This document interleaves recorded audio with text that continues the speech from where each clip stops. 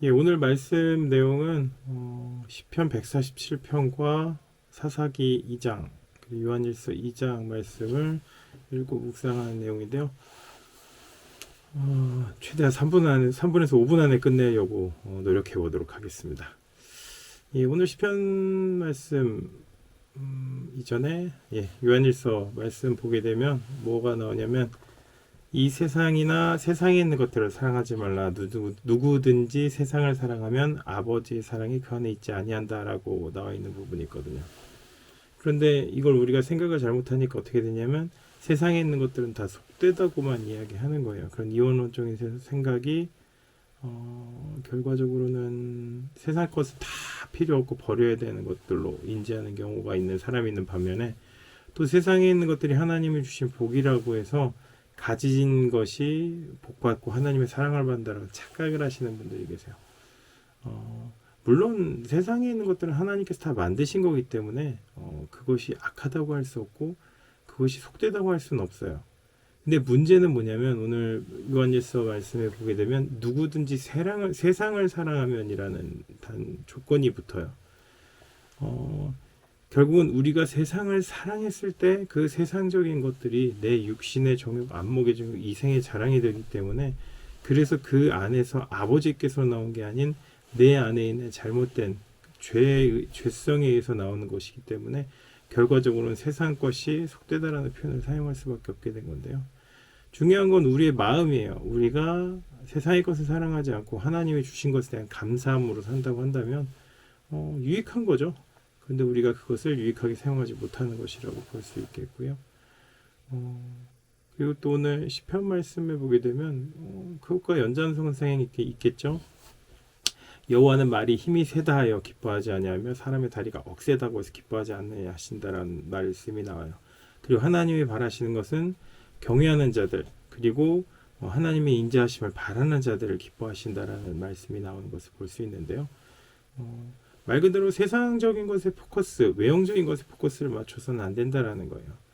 우리가 하나님을 사랑하는 마음, 하나님께서 나에게 주신 것에 대한 감사하는 마음을 갖는 것이 중요하다라는 이야기이기도 하고요. 그런 자들을 또 하나님께서 기뻐하신다라는 거고, 그런 의미에서 사사기 2장 말씀을 보게 되면 7절에서 10절 말씀 보게 되면 그 여호수아의 사후의 이야기가 나와요.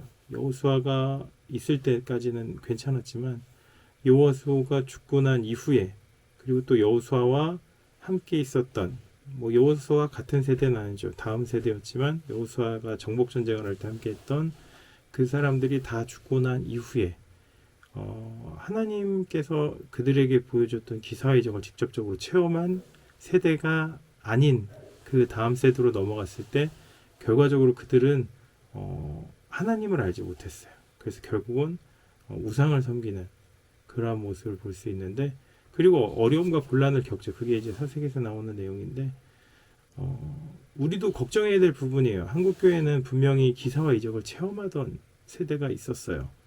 근데 그 세대에 있던 분들, 기사와 이적을 체험하고 하나님 뜻 가운데 기사와 이적을 베풀던 이들이 한 분 한 분 돌아가시기 시작하고, 나중에는 그 기사와 이적을 체험하지 못한 세대만 남았을 때 한국교회는 어떻게 될 거냐라는 거죠.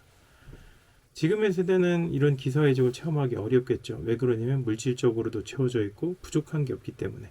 하지만 과거의 세대는 물질적으로도 어려움이 있고 말 그대로 어디 아파도 병원을 갈 수 없고 그냥 기도하는 방법밖에 없었어요. 그렇게 치유받고 한 그런 세대들, 그런 기사의 이적을 체험한 세대들과 그냥 아프면 병원 가고 문제 생기면 내가 가지고 있는 돈으로 해결할 수 있는 지금의 세대의 사람들은 신앙이 달라질 수밖에 없다라는 거예요. 그래서 지금의 교회는 그런 기사와 이적을 추구하지 않아요. 하지만 기사와 이적을 행한다고 해서 우리가 신비주의자다라고 비난하고 판단하는 경우도 있지만, 교회 안에서 이 기사와 이적은 꼭 일어나야 되는 거예요. 그래야지만 하나님의 영광을 드러내기도 하고 우리가 믿는 믿음 안에서 신앙을 지킬 수 있는, 이러한 기사와 이적을 일으킨 하나님을 직접적으로 체험하고 그래서 하나님을 믿을 수 있는 그런 믿음의 마음을 갖게 된다는 거죠.